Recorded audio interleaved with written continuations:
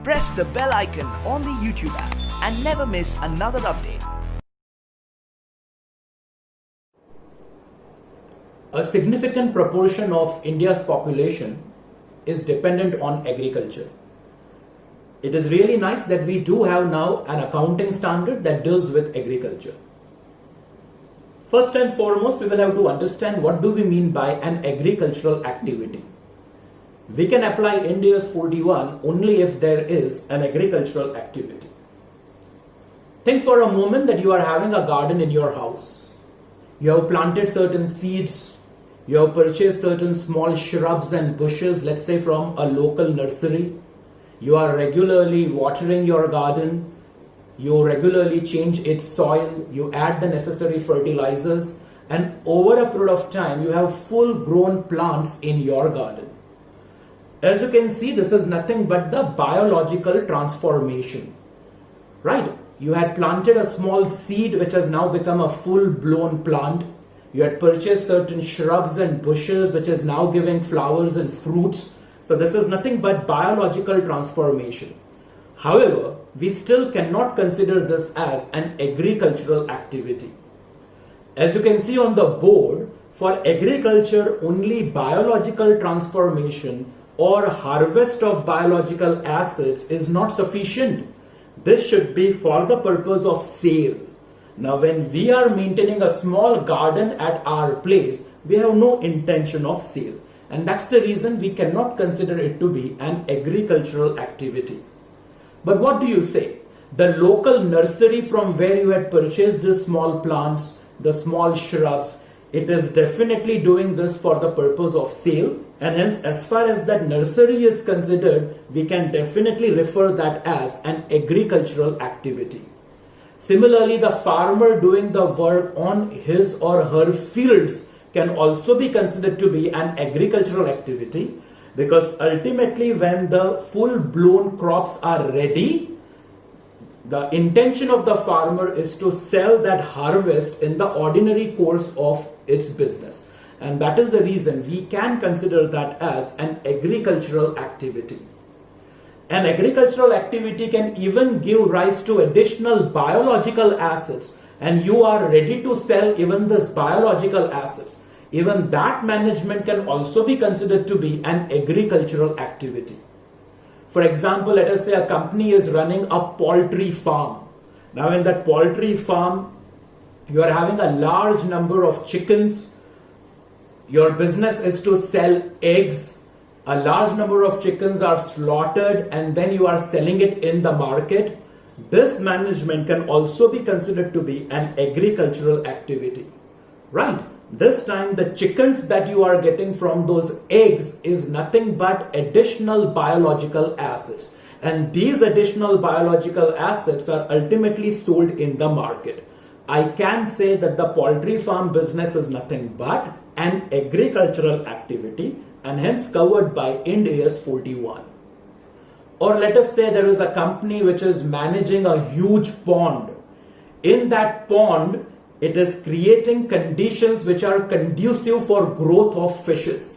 Different types of fishes are developed in this pond and ultimately sold in the market.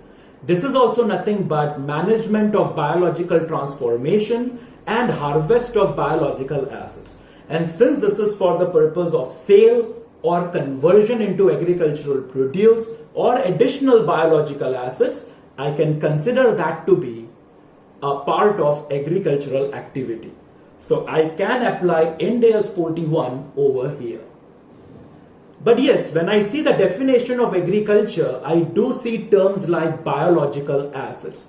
I do see terms like harvest. So what do they exactly mean? So let's examine the meaning of these terms. So what is a biological asset? We understand a biological asset as a living animal or a plant. So let us say we were discussing about the poultry business earlier. So all the chickens and hens that you are having, they are all living animals. We can consider that as a biological asset. Similarly, let's say you are in a dairy business. You own a large herd of cows and buffaloes. those cows and buffaloes are nothing but biological assets because these are all living animals. Similarly, if you are a farmer and you are having a ready crop, then those crops which are nothing but ultimately plants, that can also be considered to be a biological asset. Applying Ind AS 41, how shall the biological assets be measured? You have to simply ask yourself that can we measure the fair value of the biological asset? If your answer is yes, that I can determine the fair value of the asset, that is the biological asset, then you should recognize that in your books at fair value less cost to sale. If you come to the conclusion that no fair value cannot be determined, then you should be recognizing that at cost. So if you are owning, let's say, a large herd of animals, different types of animals, let's say you are in animal husbandry business, you have a large herd of cows, buffaloes, sheep, goats, and maybe let's say many other animals. Can I determine the fair value of all these biological assets? Perhaps yes. Then you should recognize that at its fair value, less cost to sale. But if you come to the conclusion that the fair value cannot be reliably determined, then you can simply recognize those biological assets at their cost. What do we mean by harvest?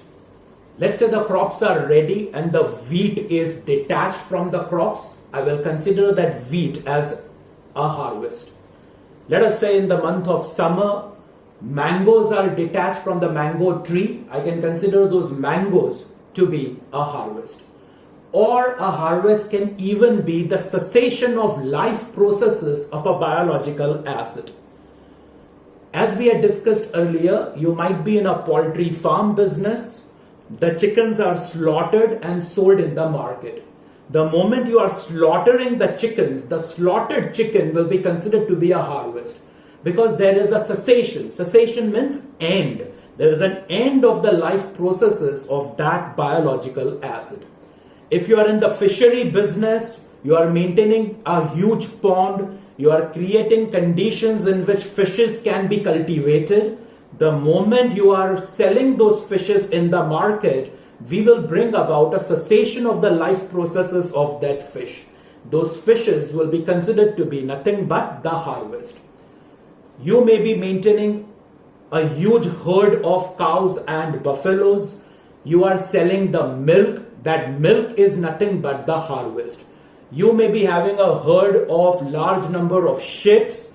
The detachment of the wool from those sheep will be considered to be the harvest.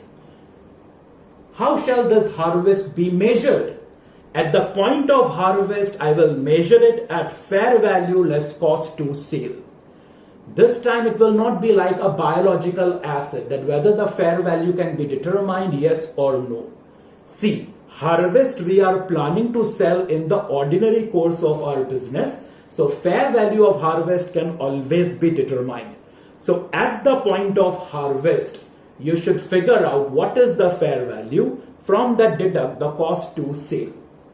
Ultimately, you may sell at a different price. So the subsequent gain or loss should be recognized in the profit and loss statement. A plant that provides agricultural produce for more than one period, it is considered to be a bearer plant.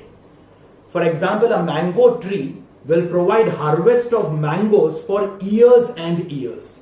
Right? Every year I am not supposed to plant a mango tree. A mango tree will be giving this produce for many years and hence will be referred as a bearer plant. Yes, a time may come that eventually it stops giving the necessary fruit. At that time you may cut the mango tree and sell the wood in the market. But till that point of time, for multiple number of years, it will provide us the agricultural produce. Any such plant will be considered to be a bearer plant. Please understand, a bearer plant ultimately is a biological asset because it is a living plant, but it is not covered by Ind AS 41. It is Ind AS 16 that will be applicable over here. Yes, you heard me right. You have to apply Ind AS 16 property, plant and equipment for the accounting of a bearer plant. We understand PPE as an asset that shall give rise to future economic benefits for multiple number of periods. And that is the reason, although a bearer plant is actually a biological asset, but because it will produce future economic benefits in form of agricultural produce for more than one period, it is not covered by Ind AS 41, but it is covered by Ind AS 16. So whatever requirements are there in Ind AS 16, those requirements should be applied to a bearer plant. If you are receiving a government grant for acquisition of biological asset, then how is it to be accounted for? See, we are dealing with government grant, and for government grant we also have a separate Ind AS, which is Ind AS 20. So the way it has been provided is, how exactly are you measuring the biological asset? We know that biological asset can be either measured at fair value less cost to sale if the fair value is determinable. Otherwise, I will measure the biological asset at cost. If you are measuring biological asset at cost, then you should apply Ind AS 20 for the government grant that you have received. Under Ind AS 20, you are having two approaches, capital approach and deferred income approach. If you are following the capital approach, then the government grant will be deducted from the cost of the biological asset, and then the biological asset will be reported at net cost. The other possibility is, under Ind AS 20, I can defer the government grant, so I can show it as a deferred income, and once I show it as deferred income, I will take transfers to the profit and loss over the useful life of the biological asset following some systematic basis. So requirements of Ind AS 20 will be followed, and accordingly the government grant will be accounted for. However, if you are in a position to measure the biological asset at fair value less cost to sale, then even though you are receiving a government grant, no need to follow Ind AS 20. Instead, we will follow Ind AS 41. Ind AS 41 classifies these government grants into two categories. Is it an unconditional grant? If the answer is yes, that it is an unconditional grant, then recognize the entire grant in the profit and loss account the moment it is becoming receivable. What if the grant has certain conditions? Ask yourself, have you already fulfilled the conditions? If you say yes, I have already fulfilled the conditions, then the entire grant will be recognized in the profit and loss. But you are of the view that certain conditions are fulfilled, certain conditions are yet to be fulfilled. In other words, the conditions are fulfilled partially. Then to the extent the conditions have got fulfilled, to that extent I can take a transfer to the profit and loss. For example, if you conclude that 60% of the conditions have got fulfilled, then you can recognize 60% of the government grant in the profit and loss. The remaining 40% will be treated as a deferred income. Before we wrap up our discussion of Ind AS 41, let's take a simple example to understand how different Ind AS might just become applicable. So consider a winery. Let's say there are a large number of grape wines which is producing grapes, and then these grapes are used for the purpose of production of wine. Question is, how shall we apply the Ind AS over here? Which Ind AS will be applicable over here? Just think for a moment. Grape wines. Now grape wines will be generating crops of grapes continuously. Right, so in multiple time periods it will keep on producing grapes. So the grape wines will be considered to be a bearer plant.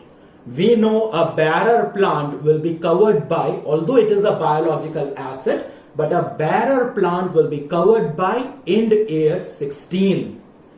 the grape wines are producing grapes, these grapes will be detached from the grape wines. And that is the reason we can consider the grapes to be a harvest. Harvest will be covered by Ind AS 41. Finally, what about the wine that we are producing? Now, the wine that you are producing will actually involve a lengthy maturation period. The wine that we are producing can be considered to be something similar to the raw material getting converted into a final product. We cannot say that the production of wine is a biological transformation, right? If you want to extract wine from grapes, then this is not something that will happen naturally. There is processes that have to be carried out, and these processes, as we were arguing earlier, are similar to conversion of raw material into the finished product. So the wine that we are producing cannot be considered to be a biological transformation. If it is not a biological transformation, it will not be covered by Ind AS 41. Rather, the inventory of wine that you are holding, we should consider that as a subject matter of Ind AS 2. Press the bell icon on the YouTube app and never miss another update.